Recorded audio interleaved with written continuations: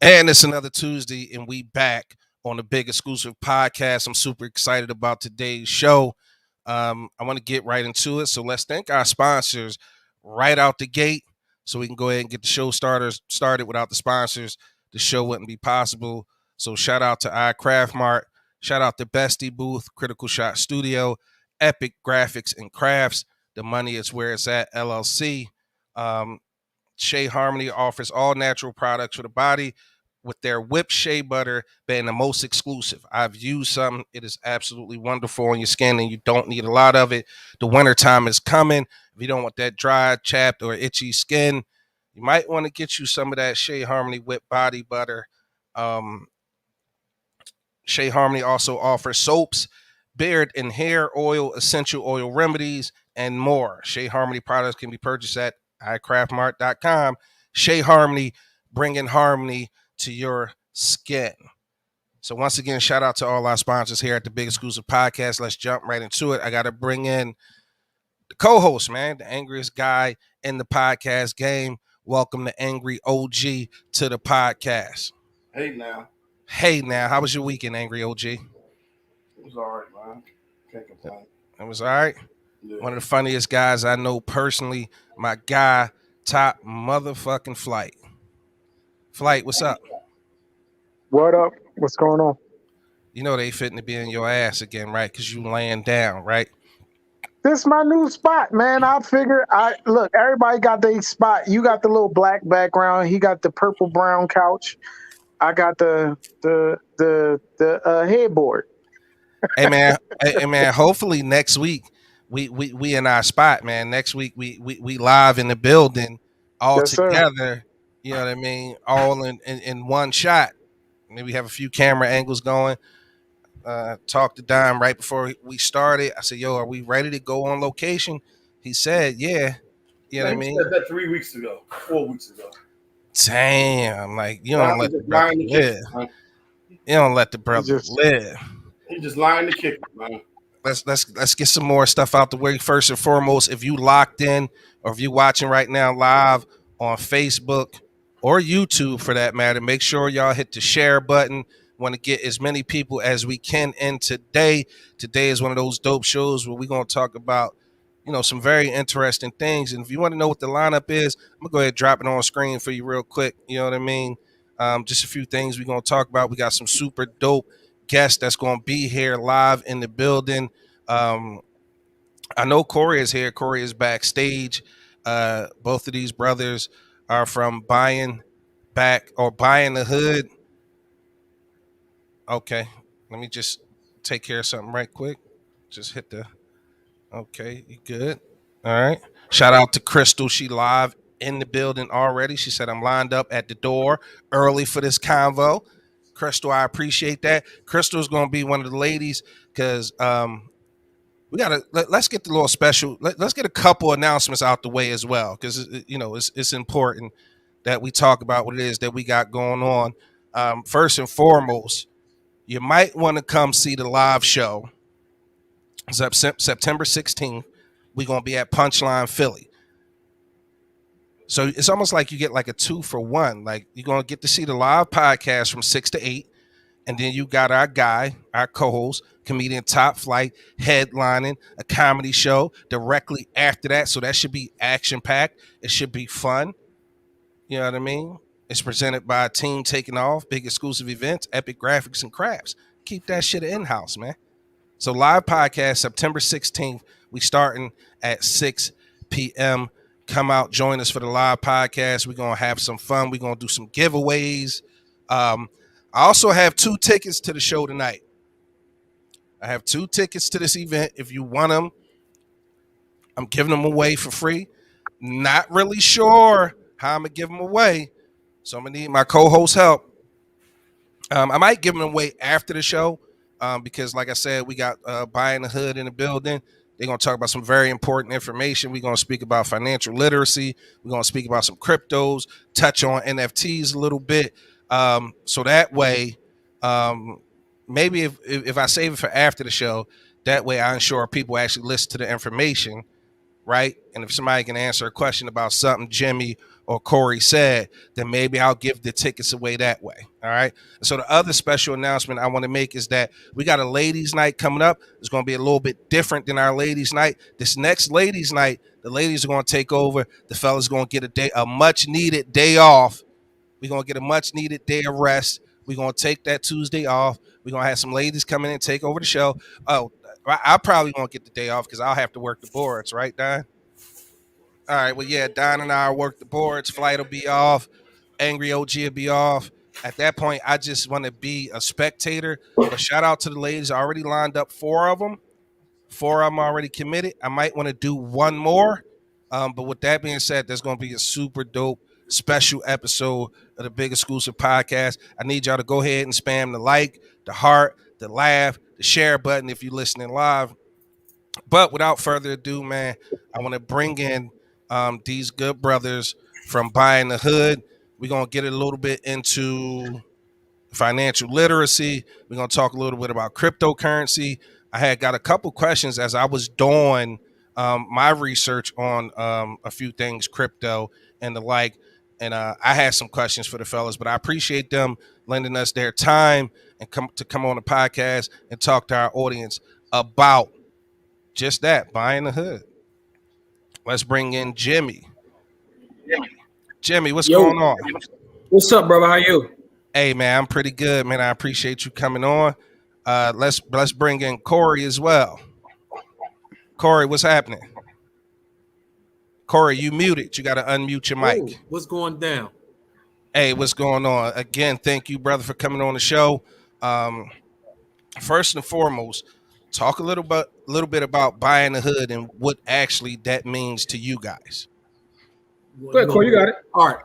So, we at By the Hood, we're a community organization that talks about and helps people make money. What our purpose is to show each other, how to love each other enough to get money with each other, right? Because the world is a place with a lot of things going on, but economics is at the core of a lot of those things. And so we like to help people get to that core. All right, I appreciate that. So how long ago did Buying the Hood start? When did you guys get started? Yeah, so By the Hood's been around for a couple of years at this point. So I know that our camp, we've done 6 camps, so at least 7 years. So By the Hood actually started as like a real estate thing, teaching people how to buy property in the in their area, what have you, in our own neighborhoods. But it morphed into more than that. So Corey and I went to high school together, and I was doing these things where I was trying to teach people in the community how to invest, buy real estate, and Corey was an educator. So we were having conversations and came up with the idea of like, okay, well, let's partner because you're great at educating. I'm on the finance side. If we build together, then we can make this thing a lot bigger. So it's been at least 7 years that we, once we started working together for By the Hood, and it's allowed us to do a lot of things by working together. So we've written a book. We had a free camp for kids, like I said, that's been around for at least 6 of those years. And now we have By the Hood University, which is an online university. We have students from all across the world that we teach cryptocurrency, real estate, the stock market, as well as precious metals. So it's kind of expanded and to become a lot more than, just what we started out as. All right, I appreciate that. So let's jump right into the meat of it. Jimmy, I see what your name is. He just cut his camera off and went mute. No, I'm here. Oh, okay. It says certified Bitcoin boy. Let's get into what that means, because I do have some questions about cryptocurrency, but just to give the people out there who may not be aware of what crypto is, what is cryptocurrency? All right. So first and foremost, there's Bitcoin and then there's cryptocurrency, because those aren't the same things. So Bitcoin is a form of cryptocurrency, but Bitcoin is the king and it stands in a place by itself. And then you have everything over here, which is cryptocurrency, or as I like to call shit coins. With that being said, like so one of the things that we made it a business to do is to stay on the edge of what's happening in the finance space and to teach that to our people. So I've been involved in cryptocurrency since 2016, and it was actually Corey who told me initially to invest in cryptocurrency. So in the beginning, I didn't actually believe him. I was making money in real estate. So real estate is like kind of my background. And how I've paid my bills as an adult my entire life was real estate. So at the time, I'm like, listen, I don't want to hear about no cryptocurrency. I don't care about that. I got stock investments in real estate. I'm good. But he kept telling me, hammering at me, and I trust my brother. So I was like, all right, look, I'll buy a little bit of this Bitcoin. So I bought Bitcoin way back then. It exploded and during the bull run in 2017. And I panicked and I sold it because it ran up so much. So what I did was I went back to what I knew. I sold that Bitcoin and I bought a rental property. Lo and behold, years later, I wish I wouldn't have sold the Bitcoin I sold. But what I made my business to do was to continue buying every week from that point on. And I started studying it. And I studied it to the point where I've actually set for a certification exam where I'm a certified Bitcoin professional. So you see the name became a joke on one of our shows because, it was the whole Drake album thing. It became a joke. So that's where the whole certified Bitcoin boy, I forgot it even said that, but that's where that whole thing came from. So yes, we do study the crypto space, but first and foremost, understand that Bitcoin is one thing and cryptocurrency is another. And even as you speak to Bitcoin, if you talk about Bitcoin with like a uppercase B, that means the network and the payment part of it. A lowercase b means the actual currency, because Bitcoin itself is so many things and it's very layered. So you really can't compare it to all this other stuff. All right, so you have Bitcoin and everything else, which you've referred to as shitcoin, right? Yeah. So so Bitcoin with the capital B is just repeat that again. Is the payment systems and the network. Mm-hmm. Bitcoin with a lowercase b is the actual currency. Yeah, so you could say I'm operating on the Bitcoin network, or I've sent someone some Bitcoin. Those are two different things. And if you see it in writing or you see it online, one is usually expressed with the capital B, and the other one is expressed with a lowercase b. But I think it's a space that our people, and this is who we focus on. So if you ever look at By the Hood, we're catering to our community, right? And that's intentional. And we think that it's imperative for us to actually study the cryptocurrency space so we're not left behind, because it's a huge transfer of wealth happening right before us. Yeah, you got a little bit of a look behind the wall at one of the things that we do with the NFTs. But if you look back there, you can see it's 10,000 other things going on back there, and that's just one service. So listen, I had personally purchased the NFT masterclass. Mm-hmm. And that my level of excitement as I started to go through and started to understand exactly what an NFT was or is, and the number of ways that you can basically print money for yourself. It's the most amazing, and you figure that the percentage of people who are actually buying and selling and creating NFTs right now is so minute compared to what is going to be later. And the fact that I'm fascinated by the fact that I can own digital real estate. I can own digital characters, rent the digital real estate in these video games. I can rent that space. I can sell it as if it was brick and mortar. Yep. The characters that I could purchase for 50, 60 bucks in a matter of maybe a month, maybe two, are going to be worth a couple grand. It's the most amazing thing I ever, started to study. And again, by no means am I an expert. So I'm going to refer to you, Corey, again, I don't want you to get too in depth with it, because they can actually buy the class if they want to learn as much as, but just kind of give people the framework of what an NFT is. So an NFT is a non-fungible token, which means it represents something in the real world, but it's digital, right? And so what it does is it allows you to, on the blockchain, which is something totally different than the coins. The blockchain and the coins are something totally different, but it allows you on the blockchain to own a piece of digital real estate on that blockchain, and it's recorded on something called a ledger, which gives it the scarcity. And so what it is like for most people, it's like collecting.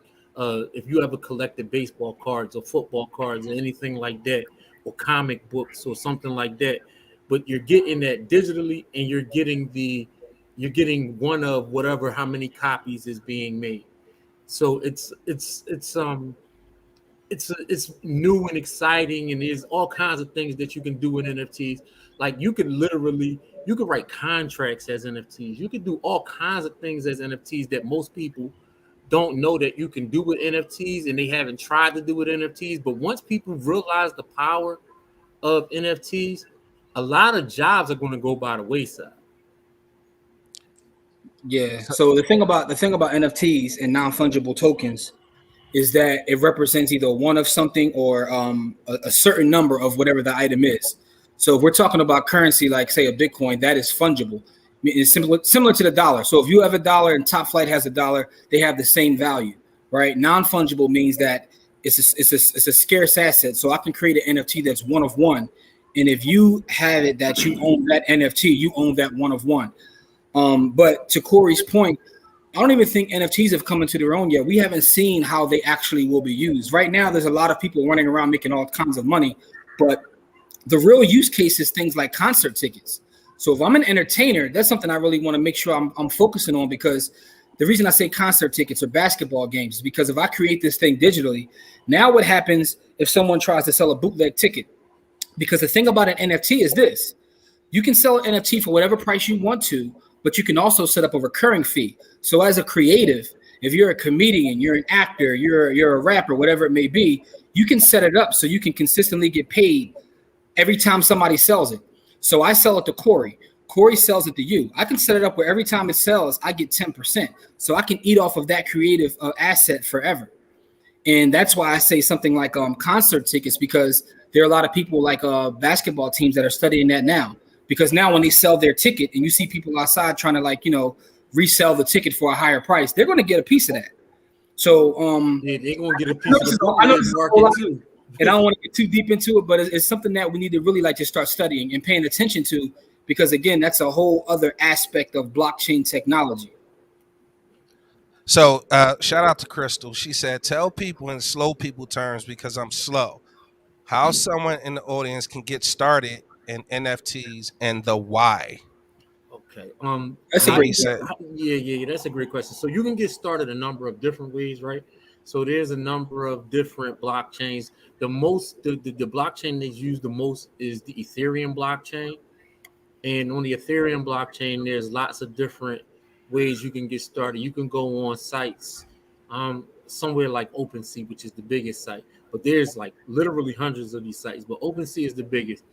And you literally could just take your credit card and buy it.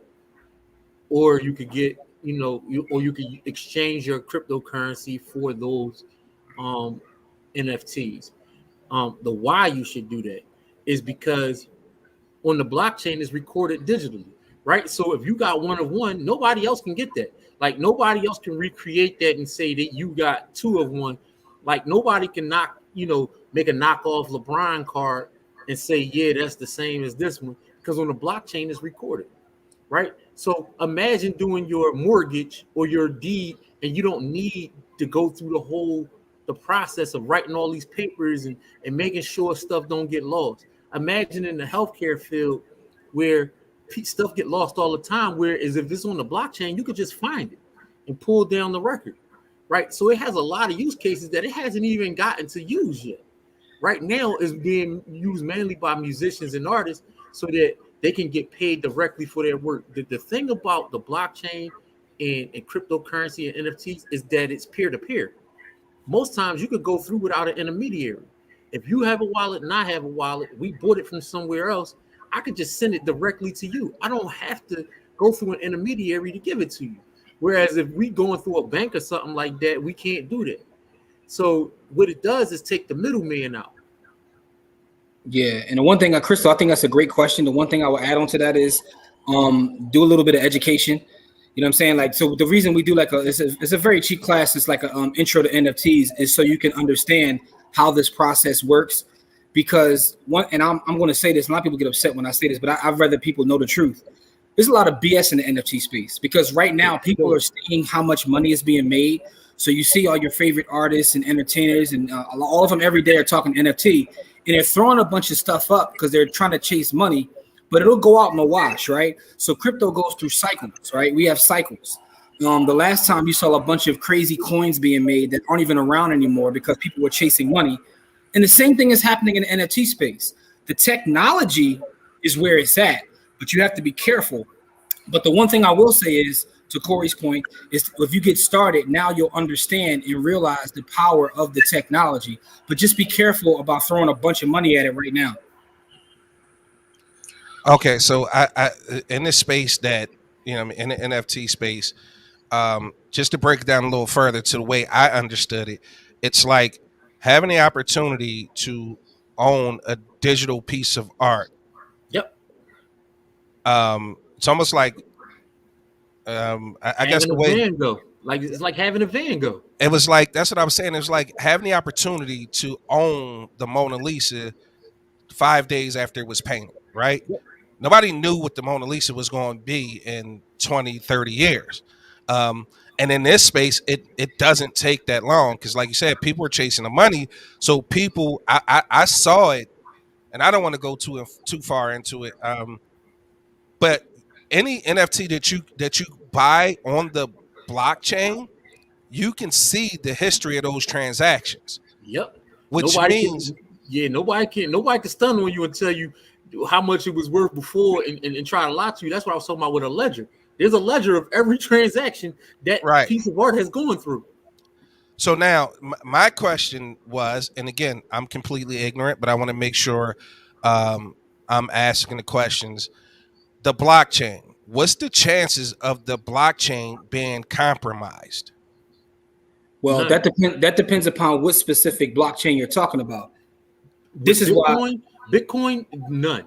yeah, slim to none. I'll never say never, but slim to none with Bitcoin because of what's known as network effect. It's so big, it's the king of them all, and the network is literally running across the world. Yeah, the smaller the blockchain, the more chance it has to be compromised. Yeah, which is why you see some of these like small coins that come out of nowhere and people are chasing gains and they jump into them, but they don't understand that most of them aren't decentralized, right? Now, the one thing I will say about the NFT space, and this is why you have to be careful and understand what you're buying and learn how to analyze NFTs, is because the blockchain won't lie. It'll tell you what the last transaction was for. Now peep this though. If I know what I'm doing, I can create a wallet, right? Go create a second wallet, sell it to myself for an exorbitant amount. Now that's recorded on the blockchain. All you see is a transaction between two wallets. Now you jump in and pay more than that, right? That's why you have to be careful and understand, like, how to analyze what's going on, because and there's ways to figure that out. But people are doing that kind of stuff. That's why I said it's like the wild, wild west right now. So you have to really understand the NFT space, what's a good buy, what's not a good buy, what will have value in the future, and what's somebody that's chasing the dollar, right? There was a blockchain recently, a couple of days ago, that they had to start charging people to upload NFTs at a certain price because people were just throwing up pictures of ducks. And the thing is, people are chasing money so much, they were just like, buying them, but it was fraudulent. So you have to just really be careful when you're out there. Now, the tech is amazing. It is the future, but you have to be careful because in saying that, there are a lot of people that will lose money on the way to this becoming mainstream. And I'm not gonna lie, like me being from where I'm from, that was one of the first things I thought about was how the fuck do you manipulate this shit? And I thought listen, Jim, I'm Jimmy, I'm gonna be honest with you. Exactly. That was the first thing on my mind. Like, why wouldn't I go create another wallet, 7,000 for this, and it's recorded, and then I offer it globally? Like, why not? Yep. Why not? And then whatever, and then like if you're trying to make $8,000 and you sold it to yourself for $7,000 and then you sold it for $8,000. Now you just bought it for maybe $100 and then sold it for $8,000. You didn't lose anything. That's what I'm saying. People are doing that, so you got to be careful. That's all I would say is be careful. But there are a lot of projects that are legitimately selling for those things. Let's not make it all fraudulent, right? There are a lot of projects that are selling, and you can tell the projects that are selling for real because there's ways to look at those projects and see how many purchases of these things happen. You can look at the volume of people in those things and see if lots of people are buying them, or is it a few people buying them for a lot of money and trying to do the flim. So it's all things, it's like anything else. Like, people been fraud in everything that's ever been created. As soon as There, you create that, there's going to be some element of fraud. scammers come right No, out the absolutely. woodworks. Scammers come dead straight out the woodworks. The first time anything is created, the first thing scammers do is say, "How can I get over?" And it's a lot of dumb money in the market, so you'll see a lot of that, right? But there's things like the crypto punks, where the That's value is insane. there. That's insane. Yeah, What the crypto punks are going for, selling for, like on every blockchain. on every now here's two things I wanted to know. The first thing is, because again, I don't want to give away too much because you guys do have a course on this, and I want people to go out and get educated and buy it, because I think it's important that we get into the space early. Just like everything else, some people who get into the stock market early, there are risks, right? But my strategy going in, and this was my first question. My first strategy going in was wait for drops from reputable artists, right? Yep. Now, what a drop is that reputable artists create digital artwork and they give it away for free, right? It's called a drop, and they'll offer it on specific sites. And you go on those sites, you create an account. For And you it's just very, wait. and you just wait, and you have to literally keep your eye on it because CryptoPunks were originally a drop, Yep. right? Yeah. So you wait for reputable artists to make drops, and they might make 500. Some might make 5,000, and that may sound like a lot to you, but imagine if 50 Everybody million in the people, world, yeah, everybody 50 in the million world trying to people, find 'em. exactly. So you have to watch and be patient and pick up those free NFTs, right? And there's going to be some surcharge, depending on which wallet you're using. But for the most part, that's my strategy now. And the question was, do you think that's a good strategy for me coming in? It's a perfect strategy because you're not your return is infinite. Everything you get is going to be free or low cost, so your return is going to be almost infinite. So even if you get a bunch of bull crap, then you're still going to make money because in the end you're not paying a lot for those NFTs because you're getting the drops. So as a strategy, as a money saving and money making strategy, you can't really beat that. But you got to be very careful about what you let drop into your wallet because people will steal your stuff out of your wallet too. Yeah. So another thing is it's almost like the sneakerheads know how it is when you got to get in line, and folks don't figured out ways with bots to try to do stuff. So you'll see some of that. But it's not a bad strategy at all. You just got to find out someone that's reputable what they're dropping, and if you're able to acquire it, that's the thing. Because sometimes this stuff goes fast. Yeah, man. It's almost the way I equate that to is some. This might go over some of the younger viewers' heads, but remember, like the radio stations used to give away shows to tickets to like major shows like Powerhouse or Summer Powerhouse, Jam, yeah. People would stand in line and for hours to get them Jones but not even that, because the way I equate it is, remember, you could only call in, right? and get And you, the and you yeah. could get the tickets, and you would call in. It was like, Your You- caller number 312. exactly. And this was 30 seconds after it went live. Yep. This is worse. Drops are worse. Yeah. Like these things, especially from reputable artists, when they're dropped, if you don't have, and I'm not saying this to discourage people, but if you don't have a computer with good storage and good RAM and high speed internet, go ahead and just wait this one out, because you need to be fast. You need to be able to click, because you almost got to be a millisecond after the clocks hit all zeros for you to be able to get in to get it. But again, to me, I look at it as right now it's a game, right? As I'm learning, this is a way to get in, a way to understand as I continue my education on what NFTs are and how to make them profitable. Now, really quick, because I want to move on, because I want to go back to the cryptocurrency and Bitcoin, because a lot of people, when I was talking about it, they had a serious question, and I want to ask you guys why I have you on. But the last thing, as far as the NFTs, is, do you see? Because I'm thinking that, because Jimmy had mentioned earlier basketball tickets, but I was thinking like people's projects, like rap artists. I could see Kanye or Jay-Z making their next albums as an NFT and only making 1,000 available for $1,000, similar to what Nipsey Hussle did. You know what I mean? Rest in peace, Nip. But I think he was selling one of his mixtapes for $1,000 at one point, or $100, and it was only a limited amount. But I could see one of the huge mainstream artists, whether it be hip hop, country, I think would be an insane thing to do for a country artist. Tory Lanez already did it. Tory Lanez just did it. But somebody what he did is he created an album, charged $1 for it, right, as an NFT, and made $1 million of them. He literally made $1 million off his album, and then he set himself up as a percentage on the resale of those albums. So he's just making infinitely, every time somebody sells those albums to someone else, he makes money. No, but I get your point though. If one of the bigger artists did it and made it more scarce, I mean, you think about the Wu-Tang tried it. When they made one album as a piece of art, and they did one of them.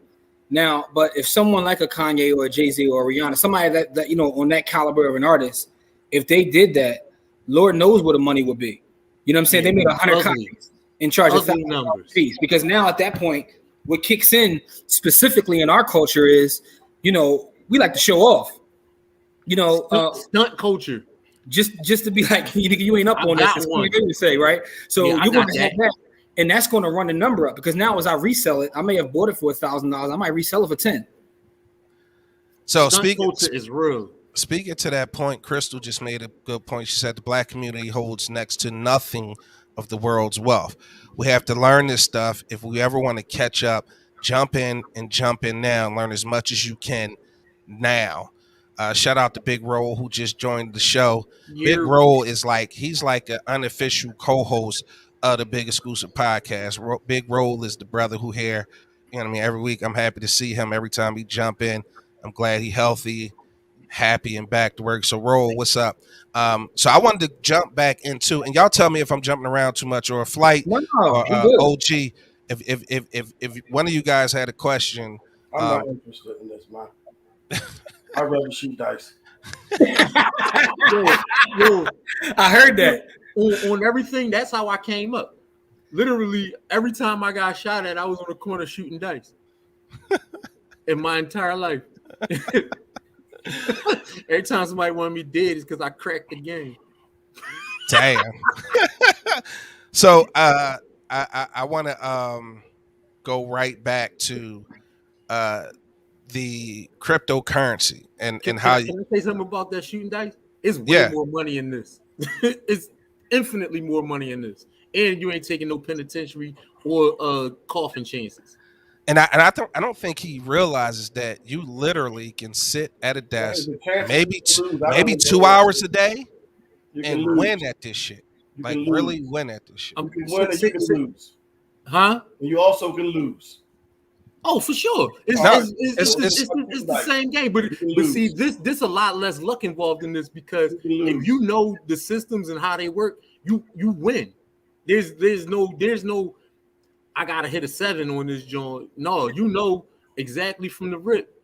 Like, all right, this is the setup. This is the optimum setup. There's a 90% chance I'm gonna win if I do this.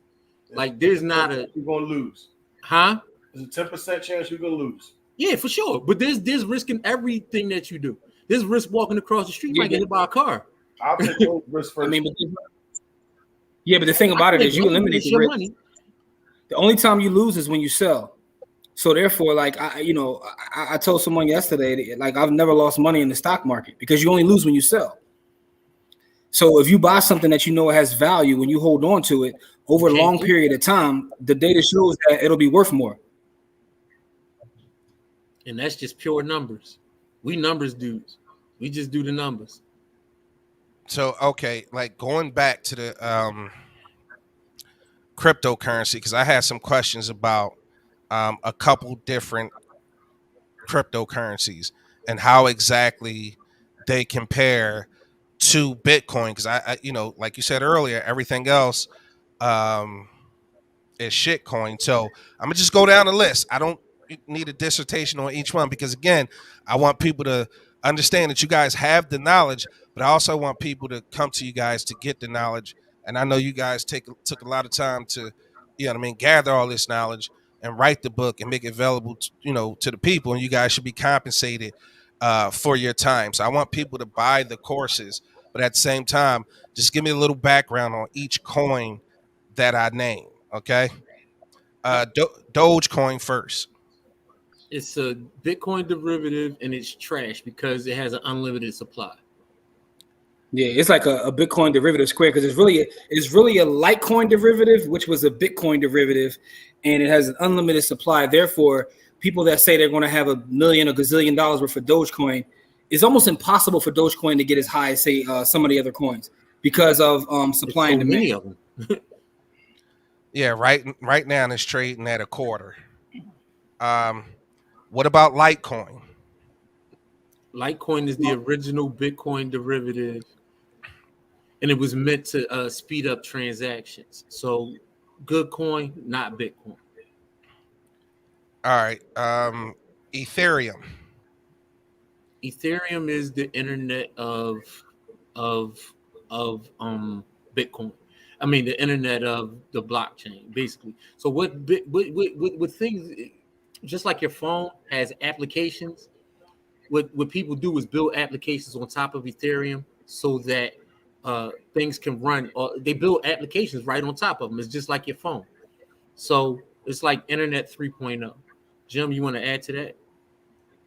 Yeah, so Ethereum should never be compared. First of all, that's why I started off with don't compare anything to Bitcoin. Bitcoin is in the class by itself. Now, some of these other things have use cases that people are using. So like Ethereum with the NFTs or creating other tokens that are Ethereum-based tokens.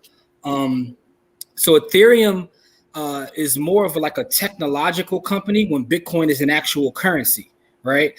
So the thing about Ethereum is you can create, like Corey said, what's known as dApps. And dApps only stand for decentralized applications. You can create applications that run on top of Ethereum. So it's why people say that it's the internet, like, 3.0. So the first internet was the internet we all got back in the day when you get the free disk. Internet 2.0 is kind of like, when you have social media. And the third one is now when you're interacting on applications. And Ethereum is like the base layer of that. Now, I don't want to get too technical and get too way off in the weeds, but for that reason, Bitcoin and Ethereum aren't trying to do the same things. They're not. So when people compare them, it's really crazy because they're not even trying to be the same things. They're both just using blockchain technology, but they're doing different things. And Bitcoin is decentralized, and Ethereum is really a centralized token. It's not as decentralized as Bitcoin. Yep. If you can go knock on the CEO's door, it's not decentralized.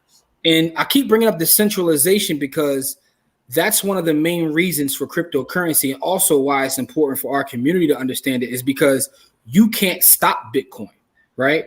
The government can say whatever they want to say. They can put news stories out, which is what they try to do, but they can't stop it.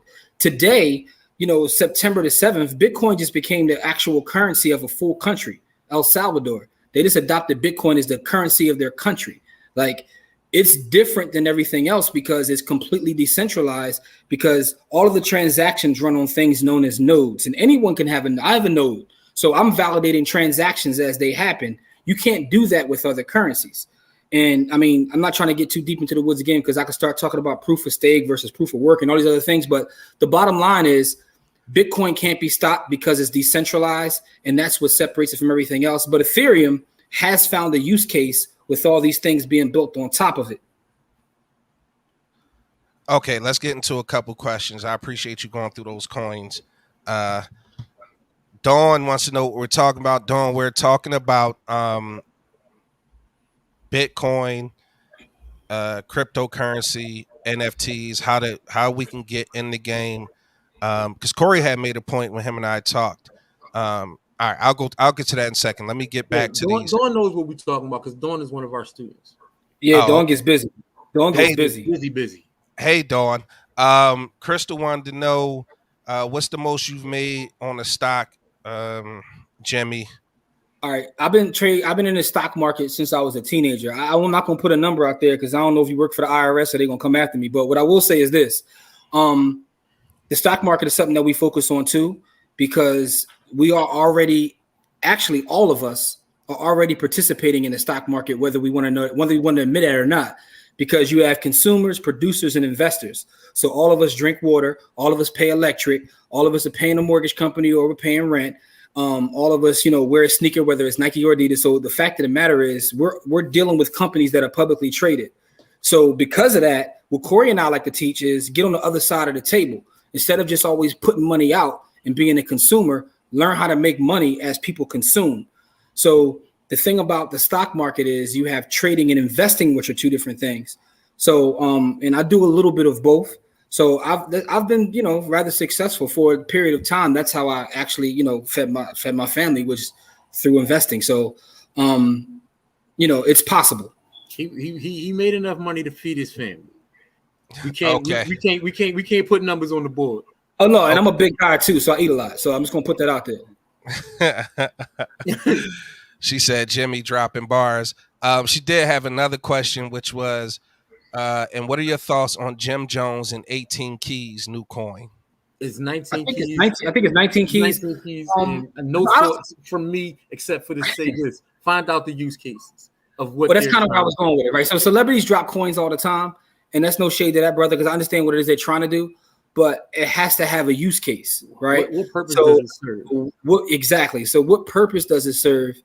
And is it decentralized? So until that's defined, I'm not gonna poop on the brothers because how we move things forward. No shade to them brothers. People trying it. People have to try things in order for us to figure out how we move on the front lines. So I'm not gonna poop on it. But what I will say is, before you buy anything, and I mean any coin from anybody, find out the use case and what that coin does.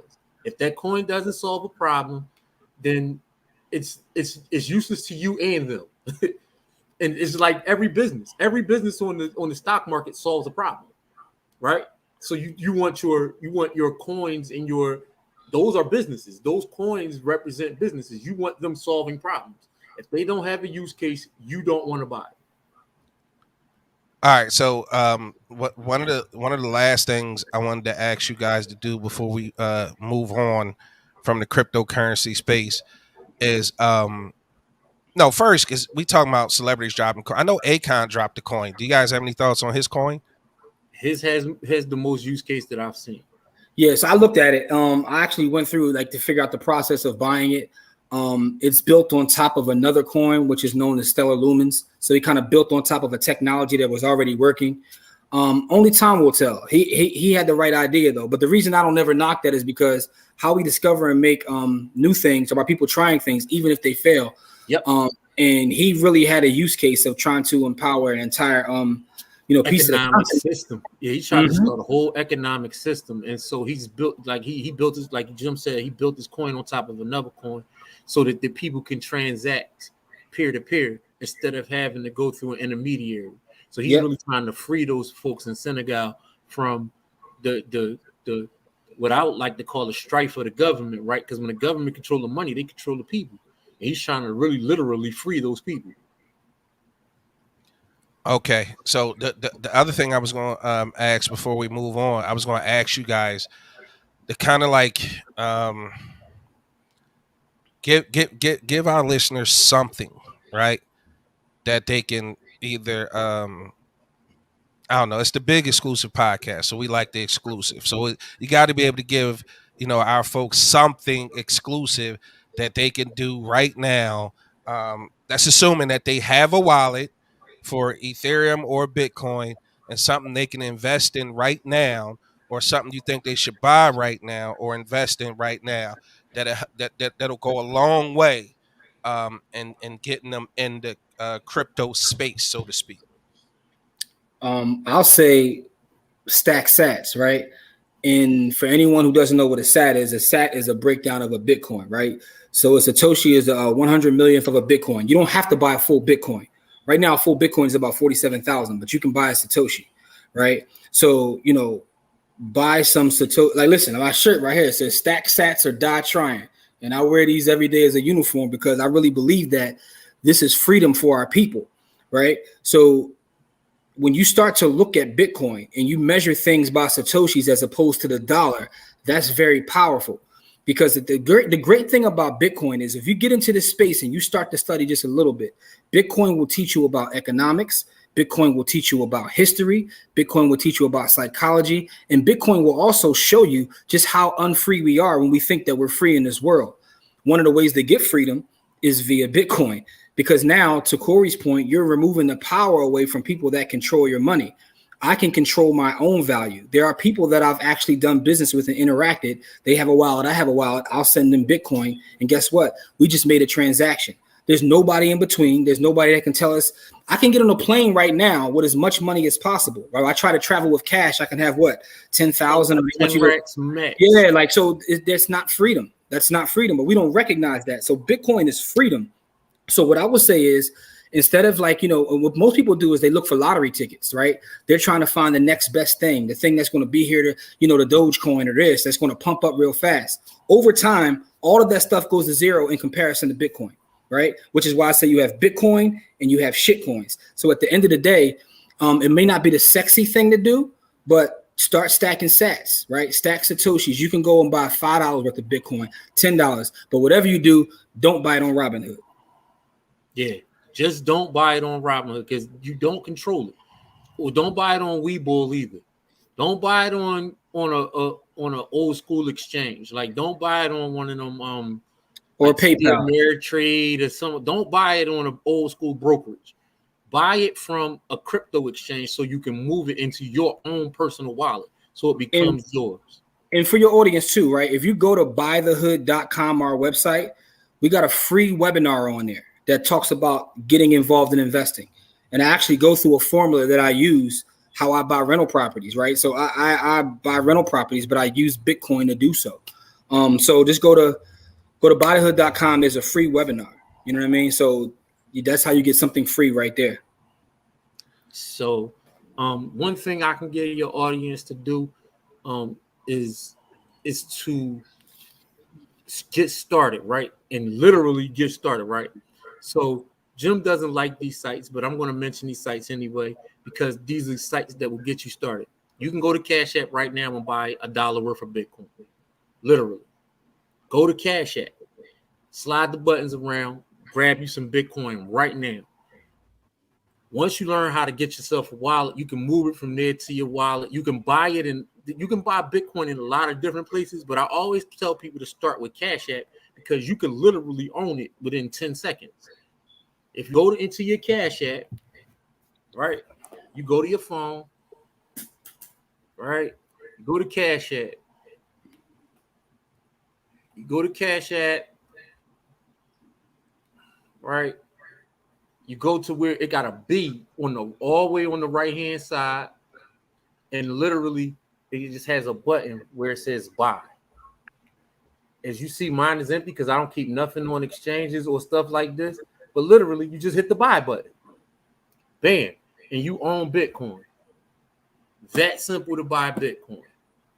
And the thing is, we're playing a long game. So it's not about what it'll do tomorrow. It's about stacking as much as possible. Because again, when me and Corey started buying this stuff, it was less than $1,000. Right? So the thing about it is now we're close to 50, but at the same time, you don't want to look back in years and now we at 1 million and you're like, damn, I watched I'm still buying every day. You know what I'm saying? I watched the big exclusive and they were telling me to buy Bitcoin in. Like, you know what I mean? And by the way, none of this is investment advice. It's for educational entertainment purposes only. I got to say that because our lawyer will kill us. I'm not your financial advisor and I don't pretend to play one for TV, but I'm just telling you what we do. Yeah, and that's exactly what it is that we do. So understand that you don't have to buy a full coin. So what I will say is go get the free webinar that talks about a little bit about us, the stock market, the real estate, the whole nine. Also, we're at buythehood.com. We're at buythehood on every platform. You know what I'm saying? YouTube at buythehood, IG at buythehood. We at buythehood on everywhere except for OnlyFans and Christian Mingle. They not coming soon? No, just Farmers Only coming soon. Yeah. I will say though, you guys probably should do OnlyFans. Buy the hood, Tiffany. Yeah, it's right there in the bottom of the screen. BUYHOOD. Tiff, it's scrolling at the bottom on it. No, I'm gonna say this because and while I was studying different people, I don't want to say the dude's name, but he has OnlyFans, and he would have people come subscribe to his OnlyFans, but he would drop knowledge on OnlyFans, like exclusive knowledge on OnlyFans, and he was charging like $25 a month for you to be on there. And he would like the rest of the information is like just general stuff you probably should know.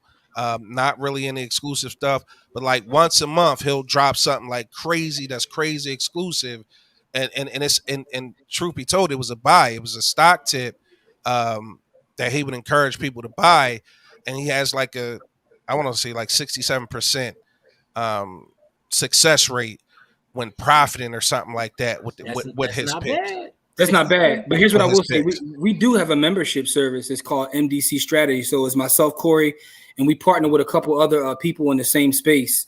And just by the way, our win percentage is somewhere around 85%. yeah, I wasn't going to say that. It is. I mean, and it's documented. The thing about it is Documented 85%. it's all documented, and we give a class. Part of our subscription is a Discord. We have like multiple courses you get to watch on demand. We got a cryptocurrency course, stock market course, a precious metals course, and we have a class every Sunday. Every Sunday at noon, we have our finance church, and we come in and answer questions. You know what I'm saying? And you know, we got folks out here watching now. I see coming from our community, so they can vouch. We there every Sunday as part. So we do have that as well. So we have a lot of things that we got going on.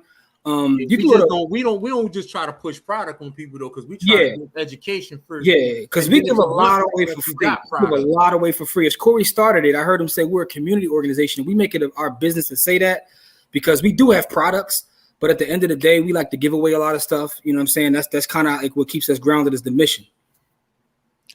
So the question is, what wallet would you recommend using for Bitcoin?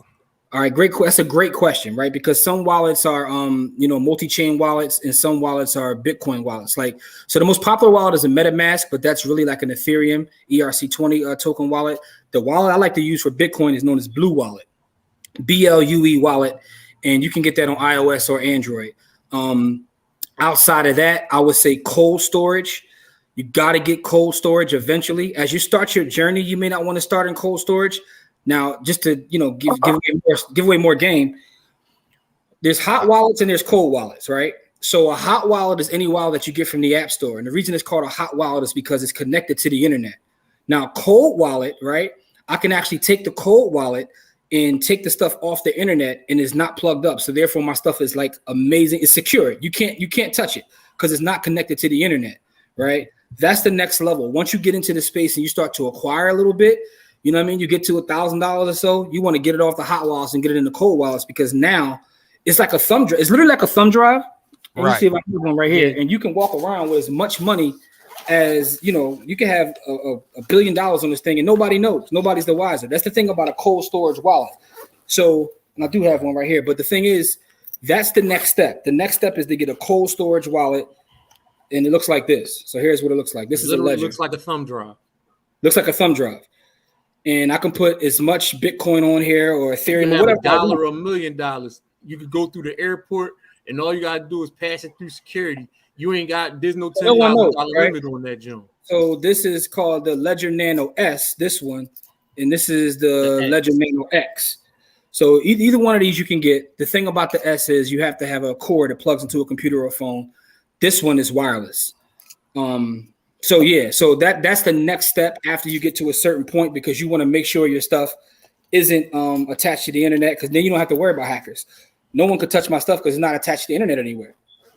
Can't hack something that ain't that's not internet based. Yeah, it's not on the internet. So appreciate that, don't appreciate that. That's love. All right, so just so we clear, because we're gonna have people that's gonna come back or they're gonna come back to watch this, or some people are gonna be listening on the audio. Again, if you're on Facebook, make sure you guys share, hit the like, hit the heart, spam it out, y'all. We need the love. Walk people through. You just told us what wallet. You got a hot wallet connected to the internet, a cold wallet, you can carry it in your pocket, right? Mm-hmm. Corey just said buy Bitcoin on. So if I buy Bitcoin on Cash App, I can then transfer that to my Yep. hot wallet or my Or- cold wallet. Yep. Yes. Yep. All you got to do is get your address from either one of those things, and then stick it in. When you hit send, they're going to ask you for an address. You click your address in there, and you send it. Done. One step. It's like sending an email. You're sending money the same way we You're send literally emails. like sending an email. You stick the address in there, and you send it. And that's why it's peer-to-peer. That's why it can't be stopped. That's why governments hate it. Any thoughts on Coinbase? Oh man, you about to set me off out here. Rallies. And Jim Oh, got to man. go crazy. I had to step in before Jim go crazy because Jim hated it, right? I'm gonna chill. We call in our group we call them Fed based. They the Fed. And I think I kind of know why, because Bitcoin in its purest sense and why it was created is supposed to be decentralized, right? Yep. Yes. Coinbase wants legit information. KYC. You got to know your customer. You got to give them your ID. Yeah. And tell them who you are before you can buy anything from there. Right. Exactly. Yeah. So Yeah, no. there's one last thing. There's one last thing before I let you guys go. Tell me a little bit about DeFi, because I was just getting into that as I'm going through my training, my NFT masterclass, and the concept to me is so like just mind-blowingly amazing that I want to make sure I'm understanding what's being taught to me. So I want to hear from you guys. One of you want to take on DeFi for me, please? So what I'll say is this. Go You got a question? You go. What I was going to say is DeFi to me is a game changer for our community because historically speaking, we haven't had the greatest relationship with institutions like the bank, the government, or what have you. DeFi allows us access to capital, and there's nothing any of them can do about it. 2 months ago, I got a $50,000 loan. I didn't show my face. I didn't show my ID. They didn't check no credit. No credit. DeFi doesn't care how ugly you are, how cute you are, how fat you are, how skinny you are. It's literally that. If you have assets, you can then borrow and use those assets to make more money. So DeFi is a game changer, right? So DeFi allows you to take the assets that you have, right? For this example, I'll say Bitcoin. And I'll be able to use my Bitcoin and get what's known as a collateralized loan and take that loan and then make more money. All right, that's just one aspect of DeFi. Other aspects of DeFi is I can become the bank myself and loan money to other folks based upon my assets. I could do that. I can do what's known as farming. There's so many ways that I can make money with this cryptocurrency. I can loan out my NFTs. Yes, to play games, right? To do anything. Like there's that's the main usage of it, but you can loan them out to do other things too. Like you can loan out your crypto. Like you can loan your crypto to the exchange. And the stuff that goes on a cryptocurrency is funny because we come on shows and it's like, I know folks probably listening like, yo, get the hell out of here. These boys is crazy, but I didn't even really get into some of the deep stuff. People out here racing horses online. Like we didn't even really talk about the stuff that's really crazy. The gaming part, we didn't get nowhere near that part. Like it's so much stuff. Like that's why I said the blockchain and cryptocurrency are two different things because the blockchain offers infinite possibilities. Like NFTs offer infinite possibilities that we haven't even begun to explore yet. That's what has me so excited. Like 8% of the entire world has any crypto at all. Yeah. So that tells you how early we are in the game. It's like when the internet started popping in like 94, 95, and when internet and cell phones start popping at the same time, around 94, 95, people start moving away from the sky pager into having a cell phone in that 94, 95 range. That's where the internet was around before then, but it ain't really start popping to the mid 90s, right? Imagine in the 25 years since the mid 90s to now, imagine how much growth we've seen the internet make.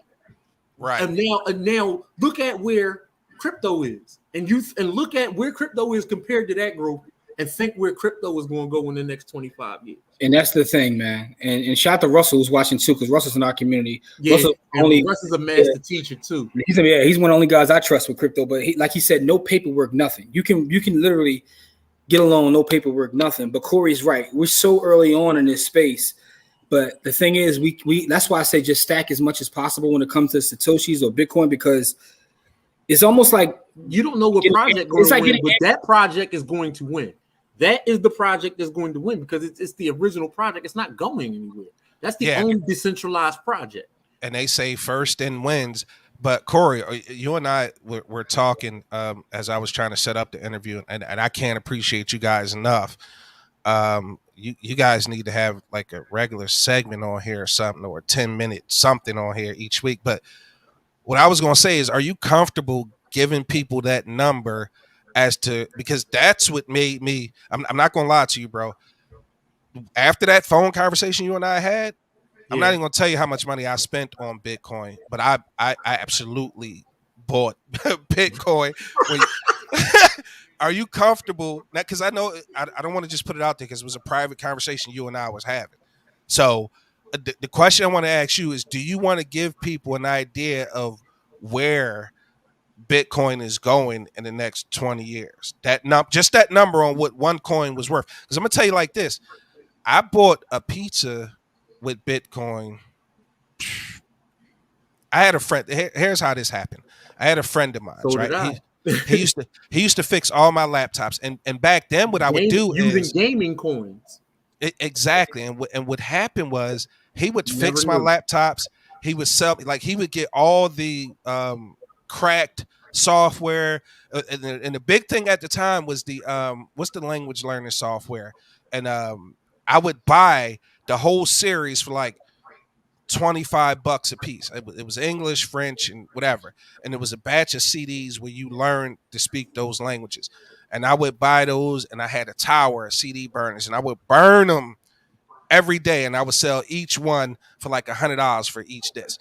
And he told me one day, he was like, "Yo, you should let me build you a computer. You going crazy?" Because I worked in a hospital. I was selling bootleg DVDs. I was selling all the latest music, all that shit. And I would sell cracked software as a CD. And he was like, "Yo, you should let me build you a gaming computer so you can mine for Bitcoin." And I was like, "Well, how much is it going to cost?" He was like, "Yo, I could do it for $500, but you need to do it quick." I was like, "Man, I'm not spending no $500 on a computer just to mine nothing." Listen, man. Listen, that's the level of ignorance that breaks my heart every day. I'm an old school gamer, and I was playing a lot of online games. I was actually playing poker and a lot of different online games, like online casinos and stuff like that. And ran across it that way, and had no idea what the hell it was. And so they paid me. I had it on an actual thumb drive. Jeez. It had no idea what the hell it was. And they said you could spend, like, pizza was like $1.50. And that's like and Bitcoin was like 75 cents or something. Like not even that much. It was like probably like 50 cents. And I spent like 3 Bitcoin on a pizza. But it wasn't like 3 Bitcoin. It was 3 coins. I had no idea what the hell they were. Yeah, it was at like, the time. It would be like me right now spending 3 of a random, like 3 Matic, 3 of some random coin that you just don't know whether or not, because I didn't know anything about the technology. Right. I didn't have any idea because I was just gaming. I had no clue about the technology, and it didn't even register to me that it was like supposed to be the new internet of money, because I didn't do any studying. I was just playing games. And so it's not like that's $150,000 pizza. Hey, listen, man. At the time, Daniel, his name is Daniel. He lived at 19th in Morris, and no need to worry, he's definitely not there anymore. But one of our last conversations, Dan said he had about 11 coins total. Damn. I haven't been able to catch up with Dan since. You shouldn't be able to catch up with Dan. Dan got an M. Like, Dan was all Dan got an M. all Dan the way up. All the way up. So real quick, it's 7. It's a little past 7. I could do this all night, but I want to make sure we get to our other topics. You guys are invited whenever you want. If there's anything coming up you want to talk about, whether it be a new course, whether it be a new book, for any reason whatsoever, if you just want to come on, kick it, and co-host, come on, like just come through. No Um, doubt. Big Roll had a question. I'm still a little lost, but I would like to know where to go for dummies who have no clue. Yeah. Roll, Listen, go ahead, bro. go ahead, Corey. Now I was gonna say, look, man, I just go to if you don't know where to buy Bitcoin, just go to your Cash App and hit the little B, like the Bitcoin symbol in the right hand corner, click it and then buy it. Right out your like buy it right there and then hold it until you get some more information and able to put it on your hot wallet. Once you're able to put it on your hot wallet, then you can go from your hot wallet to your cold wallet, and then nobody will ever be able to get your sets. All right, But here's what I'll Go say. ahead. We have a course, right? It's There we called go. 3 Ways to Triple Your Money in Cryptocurrency. It's myself, Corey, and it's our sister, the Ivy Investor, right? And the course is like 247 or something like that. But what I'll do is this: by 8 o'clock, I'm going to create a coupon code that's called the Big Exclusive. So anybody who wants to Hey, use the Big Exclusive coupon code will get 50% off. So you can go get our crypto course, and also part of that wait, crypto can I course, buy it? absolutely. Yeah, Okay, if you want to. all right. But I'm gonna go set the code up once I get off here. I'm gonna make the code Big Exclusive and make sure you use that as the coupon code. And you get 50% off, and that gives you like the rundown of crypto goes through hot wallets, cold wallets, how to get started, the whole nine. But it also gets you access to our private university where we got geniuses like Russell and Dawn. We got a whole community. We got close to 400 people that trade and do real estate and stocks and crypto all day, every day, and they all Black folks, and we all talk about it all day long. So that gets you access to that community as well. Crystal made a great point. She said people think poverty is caused by lack of money. Poverty is caused by lack of knowledge. Yep. Absolutely right. Absolutely. That's a bar. That is the bar of bars tonight. She Yes, said it it all. is. Tiffany Ann said, please come and continue to educate. No problem. Whenever. We always, we around. So that's not a problem at all. Dawn said that sounds like her story from 2006 before Bitcoin was even a penny. I cry inside every time I think of it. Dawn, me, and you both, Dawn. Cry every time. A lot of people got them stories. But the thing is, though, here's what I tell people. Let's not look back 10, 20 years from now and think about it like at the price it is now and be like, damn. Because that's what you tend to do. Because Bitcoin be messing around, be $10 million a coin or something crazy. And now you be looking at yourself crazy, like, damn, I could have grabbed that 50 racks. And you be 20x out. It's still got 20x worth of growth. So my thing is, you ask yourself out. Don't do that. There's no reason to do that. Because that's what I'm saying. I think I want to say that. So if you're listening live, and if you're listening on the audio on whatever podcast platform you listen to, because we're available everywhere. Don't let that 47, because Bitcoin is down today, but don't let that $47,000 intimidate you and think you have to buy a whole coin to be in the game. No. Like I said, Corey and I talked. We had a private conversation, and say the number. I don't care. Say the number. Listen, $250,000. That's the low estimate. That's on the I was gonna say that's on the low end. That's on the low end. That's a that's 5 times. So if you invested 10,000 now, that's 50,000 on a low. There are many analysts. There are many analysts right now who think that before the end of this year, it'll be 6 figures. I don't know if that'll happen. I mean, but I'm saying people that do this for a living, actual analysts that will show you data, and their data points to it being 6 figures by the end of this year. I mean, and right now we're in 3 September. months left in the year.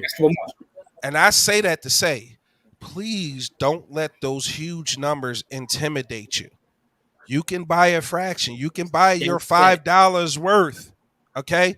And if you have, think about this. And I know it's cliche to say, if you're going to buy Starbucks or if you're going to buy shit that doesn't increase in value, take that same $20 you were going to spend on Starbucks coffee or whatever, that same pair of Jordans, that 160, 200 something dollars, you're going to dog out and have maybe 3 months, or maybe women, that one dress, that $6,000 you were going to spend on that wedding dress, right? I don't know.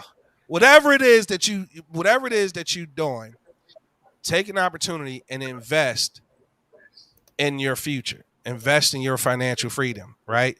Because Bitcoin is only going to go up. Don't let the number scare you because it's $47,000 coin. You don't need to own the whole coin. But if you can, right? If you can, I would advise doing that as well. I would advise doing that as well because again, there are certain things we as black people always cry about missing out.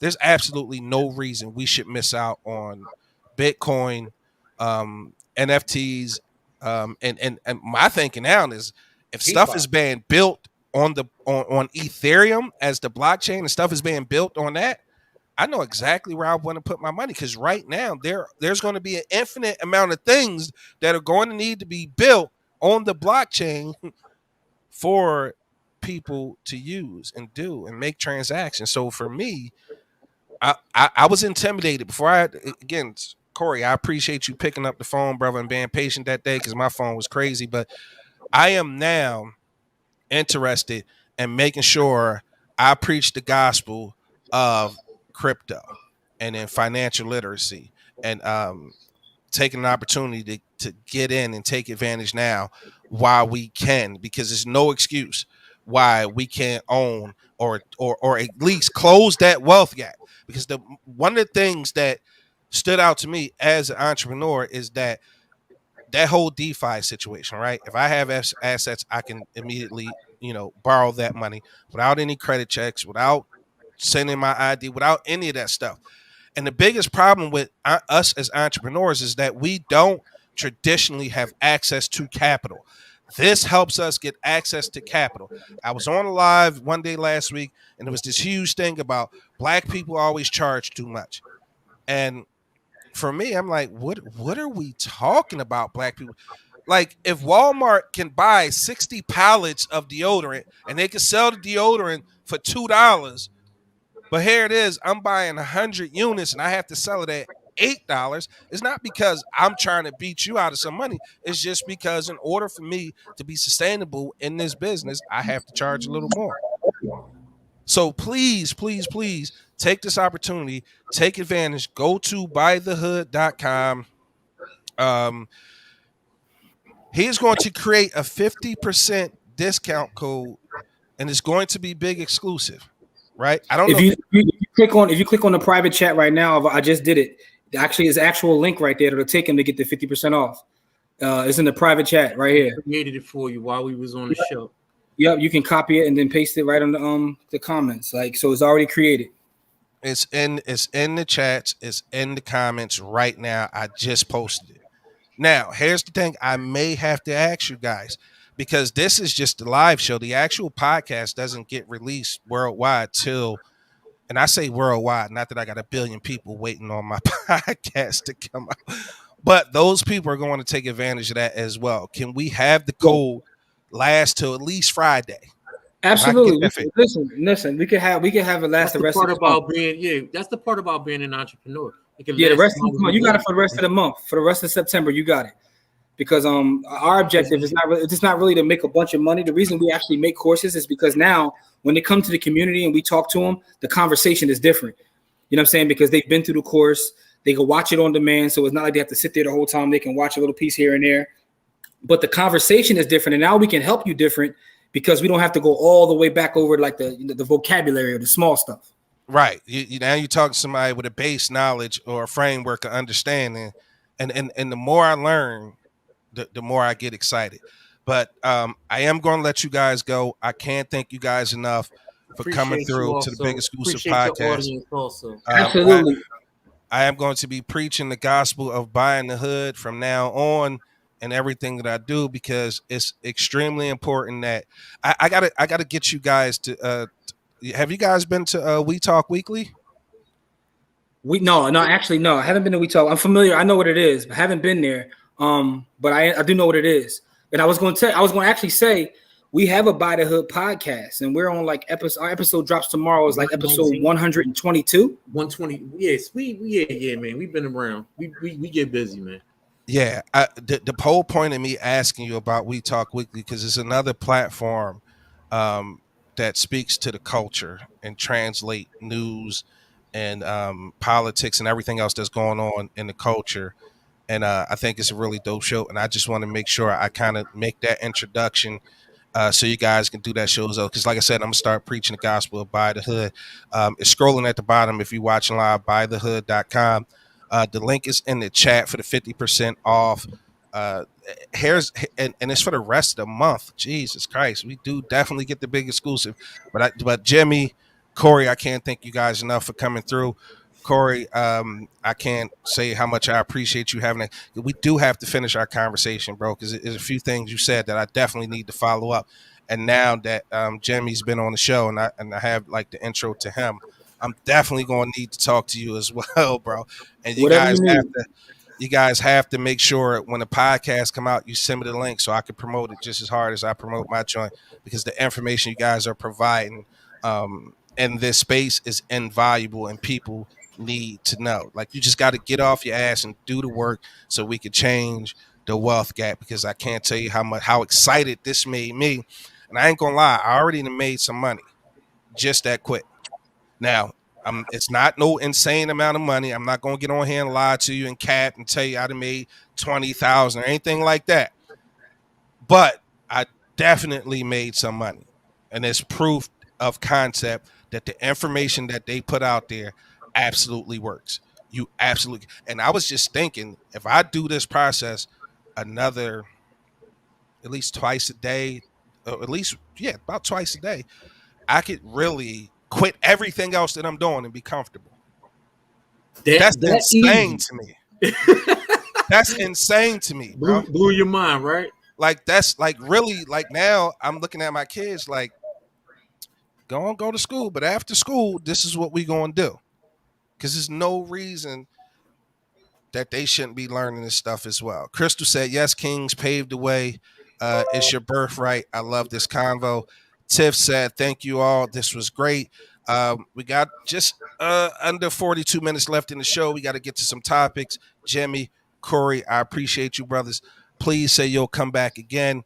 We definitely will be back. You got my number. You got my personal jack. Just hit me and let me know. And I'll definitely be using it. Dawn said, thank you all. This was great. Dawn, don't go anywhere. We still got a little bit of show left. We want to get into our topics. I know we got people waiting on that. But like I said, Corey, Jimmy, I appreciate you guys. You guys are welcome back anytime. Corey, I'll definitely be giving you a call. And make sure you send me the information to the podcast so I can make sure I put that out there and promote that as well. Not a problem. Thank you, guys. Enjoy the rest of your evening. We'll talk soon. Flight, what's up, bro? What's going on, man? What you got going on, man? I ain't got much of nothing. Just sitting here trying to get these goddamn tickets sold for the show next week, baby. That's right. September 16th, basically it's a 6 to 10 situation. The podcast is from 6 to 8. The comedy show is from 8 to 10. We live at Punchline September 16th. I'm ready. You ready? Yeah, man. I'm always ready. All the material written? Yeah, I got some new heat that I've been working on and mixing it in with the old heat, and got a big old pot of gumbo. Bro, you ain't got no new heat, bro. You got some new heat. You got some new heat I ain't heard before. You gonna hear some new stuff, and you gonna hear some old. So, boy, if I don't hear no new shit, bro. If I don't hear no new shit. Big Roll trying to hit that joint. We gotta make Big Roll a special guest. Big Roll, we giving away tickets tonight, right? But Big Roll, you gonna get 2 tickets for GP for being the super dope unofficial co-host of the Big Exclusive Podcast. That's right. So I'll hit you behind the scenes. And don't Big take Roll. the tickets and then you don't show the hell up, Big Roll, because we're gonna talk about you. We're going to talk about you bad, Big Roll. If you take these tickets and you don't show up, bro, we definitely going to talk about you pretty damn bad. So if you can't make it, then don't take them. Angry OG, what's going on with you, man? Did you learn something tonight? You didn't went and took a nap. I got off. I didn't want to hear that shit. Like, I'm good. Like I said, I'll gamble. Here we go again. This that angry nut shit, right? No. This the You angry might nut as well shit. did the whole 2 hours on that shit, and me and Flight wasn't needed. So The so whole you fucking 2 hours. We so could. you Yeah, he could have you gave ain't him the learn day nothing. off. You could You did ain't the whole learn two nothing. hours. I fell asleep. You ain't fall asleep. You came back. Yo, this the ignorant shit. This is why. This is why the wealth gap is what it is. That's love. I still want to support. Still want to grab 2 tickets to support. Yo, see, this is why we fuck with Big Roll like that. That's why we fuck with Big Roll. What we talking about, man? Um, let's get into it, man. What do you have? I can't believe you he, motherfuckers, man. Both he of really y'all on got some nut attitude shit. too. Yeah, because y'all on some Wait like a minute. I'm trying How to you bring gonna some say fucking y'all? knowledge. I I'm trying didn't to say. bring some. Okay, No, say because you him. Don't agreed with say the nut shit. y'all. No, you agreed with the nut shit, bro. You agreed with the nut shit. To my right, you should do the 2 hours. Like what the fuck? You Like that couldn't. shit was But Every that's that shit still. was super That's still. interesting. Don't take You away. learned some Your shit. games got all moist. Don't mean everybody else supposed to feel the way you feel about it. No one said you were supposed to feel the way I Yes, feel you about act, it. you act like that though. I'm acting like You you could have all learned moist. some Everybody fucking else, shit. that's not, You could have everything learned ain't for something. everybody. Everything ain't for everybody. You can't expect everybody to feel the way you felt about that shit. Who said that's what I expected? What are you talking about? You just angry for It's no nut reason shit. now. You said it was nut I shit. said, I said you. You It said it was is nut not shit. shit that My you take on it you is could nut have shit learned some because it's shit. not your take. You could have learned some shit, right? Did No, you I learn couldn't. I anything? couldn't. I learned that you can lose your money just as well as you can gain some money. I've been through that. You act like this shit is foolproof. You ain't gonna lose. Like, come Who on, said man. that? Who said that? That's how you acting. That's how I'm acting. I just had to take a nap. That's all. Well, take your ass back to sleep. This nigga is wild, man. Angry still got his grade school lunch money under the couch. He got that. He got that pity pat money. Shout out to Chris. She said, I won't be able to make it, but I'll buy tickets for a giveaway as well. Would love to support. Yo, that's love. I definitely appreciate that. Hey, What we talking about tonight, man? What we talking about tonight? Let's see if he woke back up. Flight, what you want to talk about? We got some topics right here. what happened with Lil? I hope it ain't that picture of him pregnant. Lord Nas X, Yeah. that's Oh your boy. God. That's your Oh boy. God. that's, that's- yo, he got this, bro. You just set y'all dark skinned motherfuckers back bad. Amen. Amen. But the thing is, they're doing that shit because it fits the This, narrative of the shit that they got going on with all that gay shit. Like, how is a man pregnant? Explain to me how a man is fucking pregnant. Explain that to me. look at this shit. Explain to me how a man, like, how? So wait a second. Hey man, listen, shout out to the makeup artist because that shit looks good. So I mean, I'm with you, but they did a good job on the fucking arts and crafts that the Man, he needs somebody to put their foot square in his ass. If Angry old head jump in on this convo but fell asleep Be for weak, crypto, then. I'm weak. Be weak. Be weak, then. He don't rep for the Tev. Tell him again. That nigga don't rep for no dark skinned niggas nowhere Yes, in he sight. do. Big Rose said that nigga Nas is part of the brown skin coalition. That's right. Amen. We reject. So listen. I'm gonna say this. Like this is exactly why he did exactly what he did. Right. So you gotta understand. He put this out there on Instagram and on the internet for the world to see because he want people to talk. He got an album coming out. Huh? It's a platform for it. He fits the narrative that they pushing down everybody's throat. Well, it definitely serves a dual purpose of pushing the narrative, but also is getting the attention of the people. He said, "Fuck that bullshit. Ain't got shit to do with no complexion." Facts, my man. Facts, Smoke. Back, man. Facts, Smoke. That was some dark skin shit. At all. And Summer said it right. It's for attention, and it worked. He rode the Drake wave. Now, and see, that was my point. You do some shit like this for attention because he got an album on the way. Truth be told, a lot of people a lot of people wasn't necessarily waiting on his album to drop. Nobody really cared if he was dropping an album because he do more trolling and complaining than anything. So you think all the gays wasn't waiting for his shit to come out just to buy it because he gay? I don't think it. And the gays be behind that kind of shit. They got money and power. So gays don't buy. So gays only buy based on No, they sexual will preference. buy. They will speed, hurry up and buy because he's part of their community.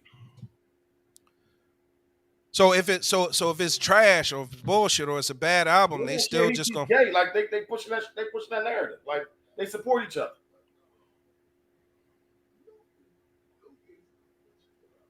They don't care if it's trash. He's gay and they're gay and they support each other.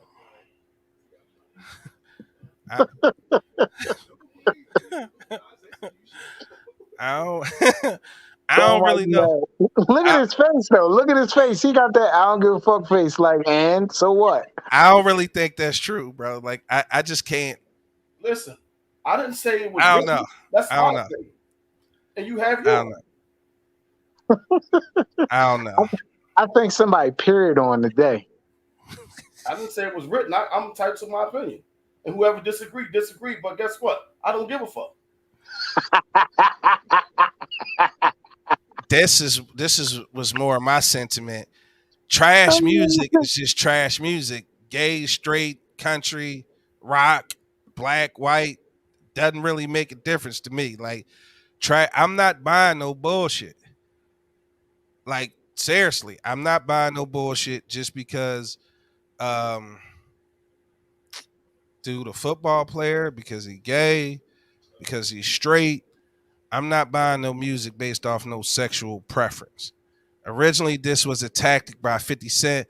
No such thing as bad publicity, long as you know you on their mind. Shout out to Big Roll because that's what I think.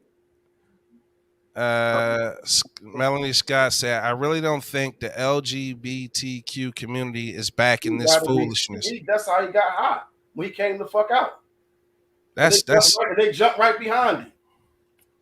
When motherfuckers start talking about him and he came out gay, that community got behind him. So if that's the case, why would he need to do any of the foolishness that he doing? Because he's sick. That's because why.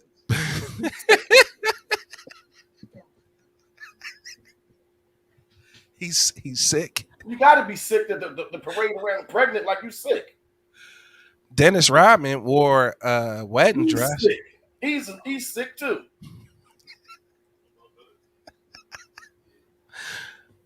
Hey, I don't even know where to go from there, bro. Like, 'cause I just don't understand. I just don't.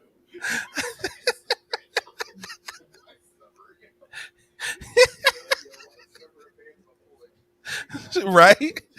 I'm gonna stick by him. If I don't give a fuck had a face, it would be angry old.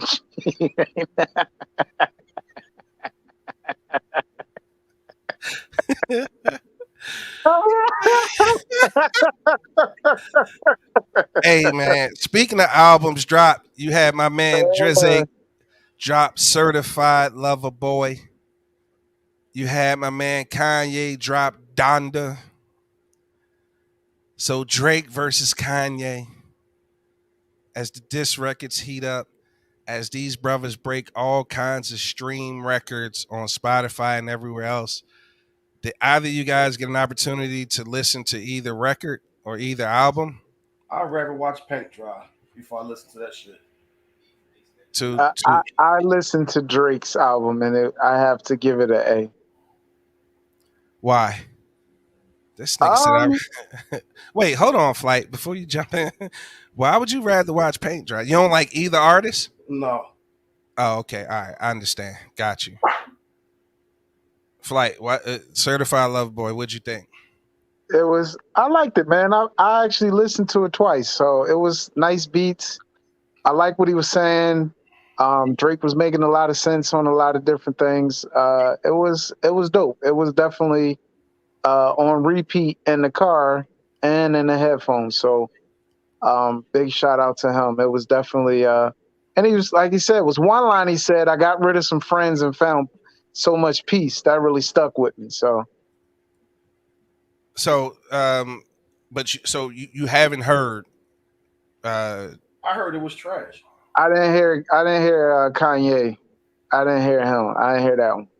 I've been banging. I've been listening to Drake for the last 2 days. Because I dissected and break stuff down and listen to the lyrics and try to get a full understanding of where he's going and how I can implement it in my life. So, because that's what music is about for me. Summer said both mediocre, but Jay-Z killed his verse. Here come the Beehive. The Jay-Z fans is like Beyonce Beehive. Whatever he say is classic. And he's dropped some duds, but in his fans' eyes, all his shit was top 5 dead or alive. They like the Beehive. You can't say nothing about Beyonce. A bitch will kill you if you say something about her. Quick question. I don't want no smoke, bro. Lord knows I don't want no smoke. But you said Jay-Z dropped a couple duds. Yeah, he did. What all his shit not hits. What's not hits? Like all what his do you shit, mean? like all his songs was not hits. He got some songs that wasn't good. And that's not even no artist has all their songs be hits. All their songs, right? According to his fans, that's not so. But what has he featured? He hasn't made an album. Right. He's been featuring on a lot of tracks. Nobody said he just made an album. You said he had a bunch of duds, but he's been featuring on. He has duds, but according to his fans, he don't. What's a dud though, bro? What are you talking about? Like his album was a dud? That's not really good. That's not classic in the way that they said what album he dropped that wasn't classic? I didn't say album. I said he got dud songs, but according to what songs? That's what we asking. That's what I'm saying. What song? I don't think Jay ever dropped a dud. That's why I'm asking. Songs that wasn't good. That was a single. That was a hit. Like if it's out there and it's playing regularly, it's a hit record, son. What you say? He don't have no duds. It's case in point. You're one of his fans. Moving on, because he ain't making no damn sense, right? You don't have no duds. Case in point. Thank you for being able to articulate that, Roll. Thank you. We need an example. I'm waiting on a song. Like, just give me one song. Me too. Do I got to Google his album to pick a song off one? All right, never mind. Now we got it. He's just a fucking hater. That's it. Yeah, basically. I like his music. He don't even know what duds he got. Exactly. He just know he got duds. He just don't like Jay-Z. That's all the fuck it is. Okay.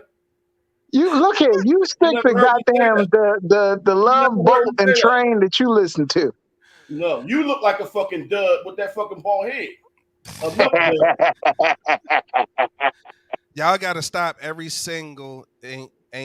Look, somebody taking up for him. Look, somebody's It's the truth.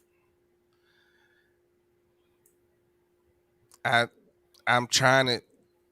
Okay, give me an example, Summer. Give me an example.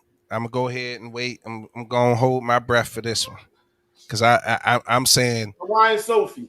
Everybody. Hawaiian Sophie. That wasn't Jay-Z's song, was it? Let me ask you this. No, Jay-Z. So Jay-Z career. Jay-Z career wasn't his song. Jay-Z career started at Reasonable Doubt, right? So what was Hawaiian Sophie? It was a hit in New York. It wasn't a hit single across the country. See, now you acting like the women that can't directly answer the question. When I said Hawaiian Sophie, you said that wasn't his song. Hawaiian Sophie wasn't a nationally his song record. It was not on a major label. It was not mass marketed. It was no distribution deal behind Hawaiian Sophie. Was it a song? You making shit up now because he don't have no duds. Okay. I made that. And they not gonna be able to name a dud. No. They're not gonna be able to name a dud. This is most certainly blasphemy.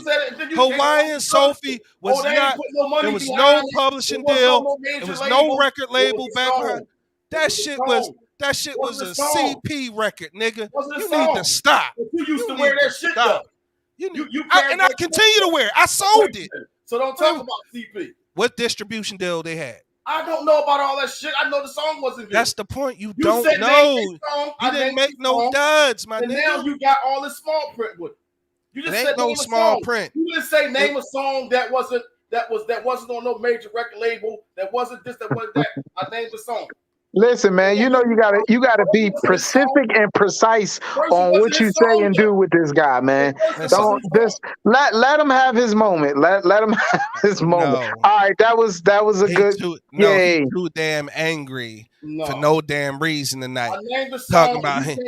That wasn't that. What song was it? What? It's called Hawk. What did he say? Hawaiian Sophie, bro. Hawaiian Sophie. He said it wasn't his song. He said it wasn't his song. It clearly was his song. Here we go. Okay, Helping Angry. Super Ugly was mediocre because Ether was fire. And the track he did with Eminem lyrically, he was outshined by M. And we still don't have no duds. Nobody want to talk about Hawaiian Sophie. I'm about to Google. I don't remember. I don't even know that song. Hawaiian Sophie. Google Hawaiian Sophie. Nobody knows that song. Was it a song? Well, wait a minute. You gotta remember too. Jay-Z took all his music and his what's the name off of YouTube too. So he wasn't. None of that shit. It wasn't his song. It wasn't a single that was. Wasn't his song? Yes or no? Yes, it was his song. Yes, it was his song. I like that. That's all. What is all? You're not saying nothing. No, that's not all. It doesn't make sense. He wasn't signed to a major label. It wasn't distributed by a major. Why all the modifiers? Yo, he dropped that song. You just a fucking hater. That's all. You just a hater. Let me go ahead and let you hate. Let me just go ahead and let you hate. Okay, let me hate.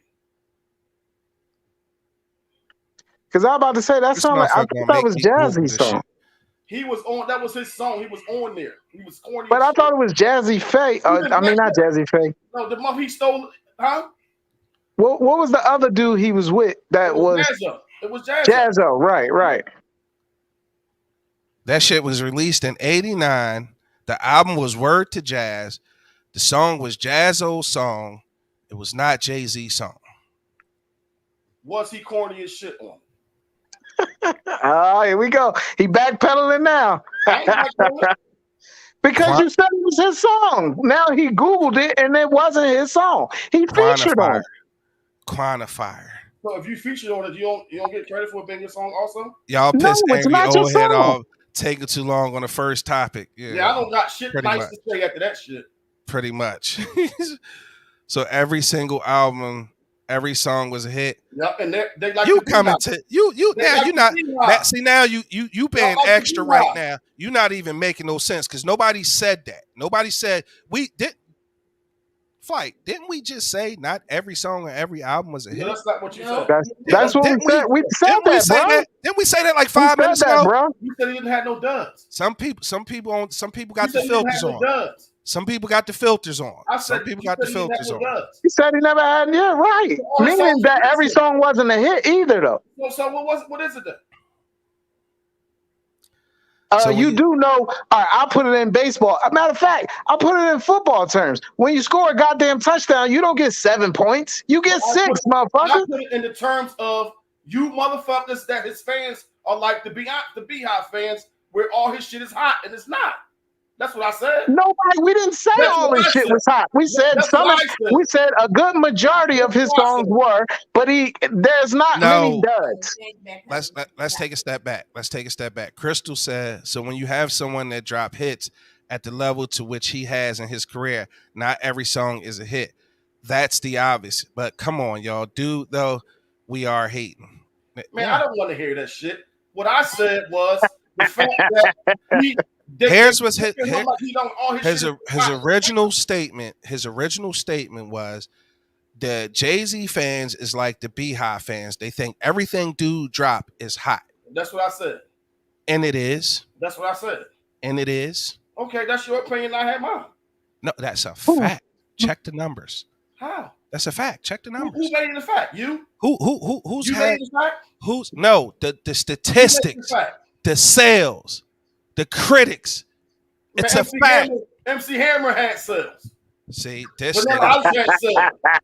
Milli Vanilli had sales. This nigga. So what the fuck are you talking about sales?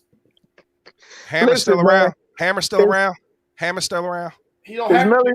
Is Hammer still around? Did he get paid? Is Hammer still around? Did he get paid? Is Hammer still around? Is Hammer still dropping features? Milli Vanilli still making music? No, one of them did. The fuck? Like, what's your argument? You just saying anything because you upset. What I said was, you said something about sales and all that. That means it's hits.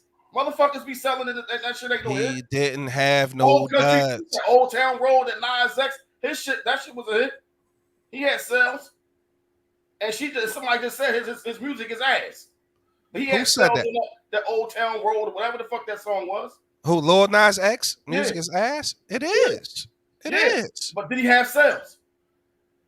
The Old Town Road, did he have sales? You like making shit up. You like advancing your argument based off, like, who? What are you talking about? Hey, you asked who said all his shit was hot. Hold on, time out. Read that quote. Who said all his shit was hot? I said based off critics, record sales, longevity, before you jumped in trying to quantify Milli Vanilli had sales.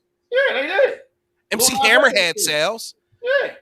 Big Roll said, I would love to know, out of curiosity, who Angry Old Head think is hot. And he had all hits, no duds. No, I didn't say that. I like Jay-Z. But I'm not to the point where as though whatever he say is fucking is that's not the fucking question. Nobody said that. Nobody said that. Who do you like? Man, I just said I like Jay-Z. I like Jay-Z. I like Jay-Z. I like Nas. Here we go. I like a whole bunch of motherfuckers. I like a whole bunch of rappers.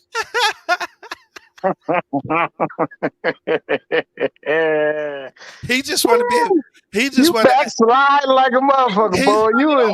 I stand on anything I said, and I don't give a fuck who against me. And I'm still standing on what I say. Okay. The whole fucking town. Ain't nobody against you. Nobody give a fuck, bro. I believe. Yo, don't nobody give a fuck, bro. You taking this shit way too personal. We talking about hip hop. Stop. You talking about I don't care who against me. It's not personal. Relax. I would have left the studio. Relax. Take a deep breath. All right. His blood pressure going up. It's all entertainment. Take a little sippy sip. Look. No. For the poppy store. See, look, now you criticizing the pop. Yeah, the poppy store water don't even be fucking cold. That's what you're gonna say next. They got that shit out the toilet. You can't. You can't win with you, bro. You can't win with OG, bro.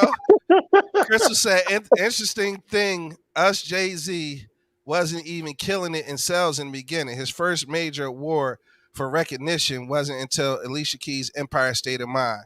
He is hot because he is hot. Nobody cares. Angry got a passion like Jada at the verses, laughing my ass off. Yeah, right, bro. Cares. Like Sonny said, nobody cares. About what? What are you talking about? About Crystal's, all these questions she got. Like that was a statement. That wasn't even a question. Nobody cares. Like, so what? Oh shit. Yeah, I'm gonna take my horse to Uptown Road. I'm gonna ride till I can't no more. Empire State of Mind is mediocre. Yeesh. Wow. I'm gonna stick by him. Yeah. You know what? No, let me set up. DMX held Def Jam down in cells.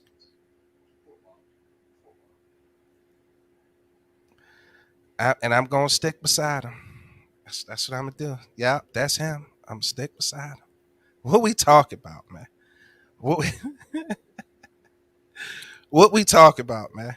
Because Lord knows we can't talk about no goddamn Jay-Z. Yeah. What else was going on in the world? Wait a minute. I would like to call you a name, man. Who, me? Yeah, but I can't. I gotta call you that just between me and you, because everybody else wouldn't be able to. It'll come off as disrespectful. But this is how we talk to each other. Oh well, Yeah. all Call right. him a kitty cat. That's I'm all. gonna take it down, and we're gonna let Flight take over the show for a second so you can get your shit off. All right, I ain't gotta get my stuff. hot man. We got to report some sad news, man. I want to go to an Eagles versus Dallas game with Angry and have him start shit. I swing, you swing. We cool. Ah, shit. You can't What make me say that. and Dallas though, or I don't give a fuck where we at. If it's a fight, you fight wherever. no. I was talking to Roll. Y'all want to go to like a Dallas game or like an Eagles home game against Dallas? That's interesting. I went to a Eagles game in full Giants regalia. I was cool. Like 700 level doesn't exist anymore, so it wasn't no real beef or nothing like that. He was down there So, coked up like Lawrence Taylor, wasn't coked up? he? Yeah, Lawrence Taylor used to snort a lot of coke. The Giants, greatest player ever. I mean, yeah, everybody snorted coke back then. The whole Dallas Cowboys team snorted coke, and they still couldn't win. Everybody was That's when they stopped winning. that when they stopped doing coke, right? Yeah, they couldn't Yeah, win anymore. yeah, exactly. When they started testing, like the motherfuckers couldn't win shit. We got to talk about this, man, before we run out of time, because I was a little sad to hear this, man. The passing of Michael K. Omar. You gotta call him Omar, man. Yeah, Omar. You gotta call him Omar. yeah, because I knew Michael K. Williams. Find the zestiest picture of him though. That's a zesty. Yeah, look, why would you have to find the zestiest picture of him, man? Omar coming. I didn't even look at it like it was zesty. Come on, man. I was on some like because it was. I don't That's know. the zestiest picture you can find of him, man. Oh my god! I didn't mean to find a zesty picture. I just grabbed the first joint I saw because it was there. But yeah, Omar coming. Also, for a lot of people, I just found out a lot of people didn't know that he was in Boardwalk Empire. He was Chalky White. Chalky White. Yeah, like that was one of my favorite roles he played, man. Also he was in Lovecraft Country, that new show that was out. Did they renew that, or did they Don, do you know if they renewed Lovecraft Country?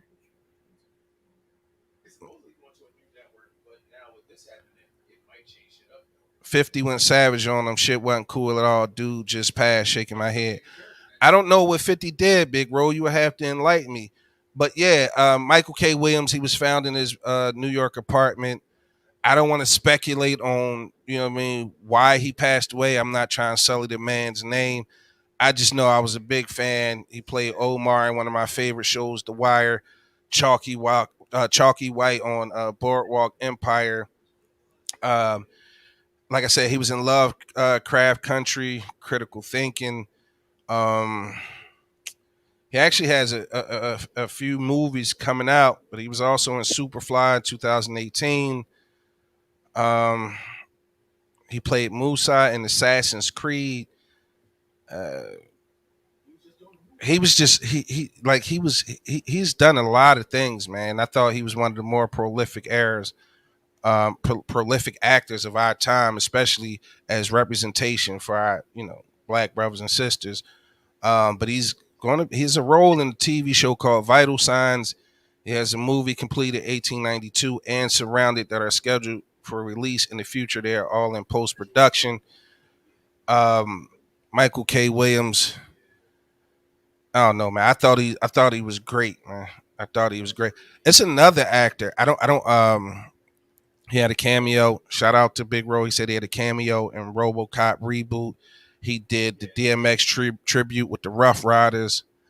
The Purge, yeah. So it's just unfortunate hearing of his passing. But it's another dude from The Wire that's doing really well. I think he's another underrated actor. Michael B. Jordan. Yeah, Michael B. Jordan. He was in The Wire. But y'all remember Jamie Hector, who played not he was beefing with Marlo. He came late and they started beefing. Um, he was the antagonist to Stringer Bell and all them. Marlo. You talking Was it about Marlon? Marlo? Yeah. Yeah, Marlo. Yeah, You, Marlo. you remember Jamie Hector? Now, ain't nothing wrong with Jamie He had a Hector, role. okay? He had a role in Queen of the South. Yo, he was crushing it in that, bro. Yeah. He was crushing it in Queen of the South. He's also with I'm trying to think. Was it Goliath he played in, or it was another one of those shows on Amazon Prime that he was really good in that show as well. I don't know. I guess the point of me even bringing him up was to say that a lot of people from The Wire have been doing like really great things. You don't hear about them. I'm not just sure why.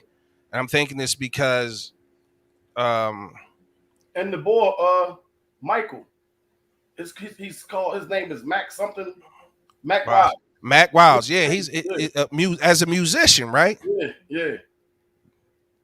And honestly, everybody respected his acting. Side note: Omar never cursed on The Wire. No, I never knew that, but I will tell a story.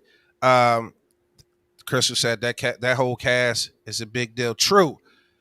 Um, they had fucked up Honey Nut Cheerios for me for a minute, man. And y'all Wow. remember that episode Oh, when when the boy went to the store. yeah, when he went to he took to the store, like, he said, "Yo, like I couldn't eat Honey Nut Cheerios for about 2 years after that, Joe, man. I couldn't even go. I couldn't even go in the store to bring myself to go in the store and buy them Jones, man. Like, and that's one of my favorites, Honey Nut Cheerios. But I think it's the episode they was hiding out, and In he the had sent Omar that to go get cereal, and he had bought back some other shit. He was like, "Damn, they ain't had Honey Nut." I Yeah. was mad as shit, man. I'm like, yo, this just ruined Honey Nut for about the real rap for about 2 years. I couldn't eat honey. I know it's silly. I know it's slightly homophobic, but it was what it was. It was silliness actually. But yeah, I was triggered about that. He like, well, why he say it like that? Like, damn, like I can't even get Honey Nut Cheerios no more. I'm scared, motherfucker. Look me sideways. Just being stupid. Yeah, that's that. I don't know, another story, but again, shout out to Jamie Hector and rest in peace to Michael K. Williams, man. Definitely one, a great. I don't know if he was underrated because he did a lot of. He was actually doing a Vice show about street racing and drug smuggling as well. So yeah, shout out to Michael K. Williams, man. Gone, never forgotten. Getting people the flowers while they here. Big Rose said that scene Omar had one of those wild ass pajamas, shaking my head. Yeah, he was great on Vice. Yeah, like I remember watching that show as well. What do we have left on the topics that we won't be able to get to tonight that we'll have to go to next week? Um, yeah, we'll push everything else to next week. Um, I got to give a shout out to Jimmy and Corey, the guys that were on, from Buying the Hood. Yeah, super informational. I learned a lot. Don't forget, September 16th, we live down at Philly Punchline Philly. You got the podcast from 6 to 8. Then you got Top Flight headlining the comedy show from 8 to 10. I got tickets to give away. I will be giving away tickets after I release the podcast tomorrow. Don't forget, I'm going to continue to spread that link around for 50% off their course on tripling your money in crypto. It's 50% off. I'm personally definitely going to buy it.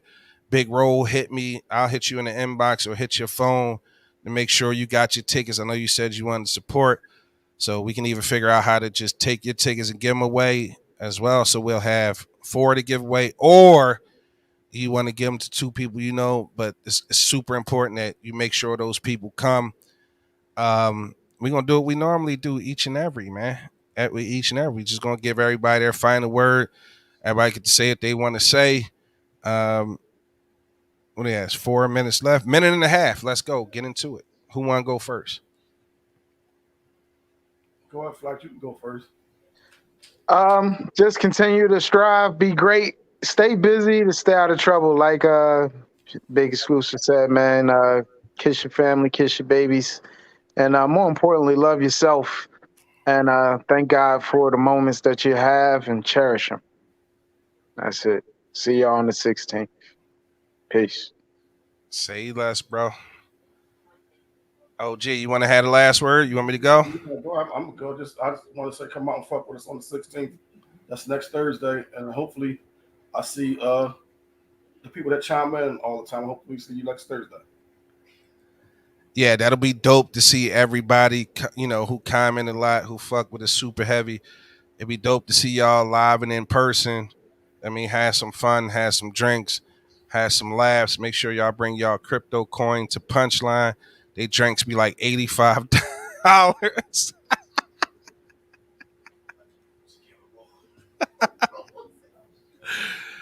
Yeah, right. I didn't know that. I'm gonna say what I always say, man. Kaylin, Cameron, I love you guys. Anything's possible. As long as you work hard, don't ever let anybody tell you can't do anything. Make sure your credit stays straight. Make sure you just love each other. Y'all sisters. Make sure y'all always take care of each other and make sure that y'all always straight and let nothing come in between y'all love and y'all relationship. And daddy love you now. Daddy will love you forever.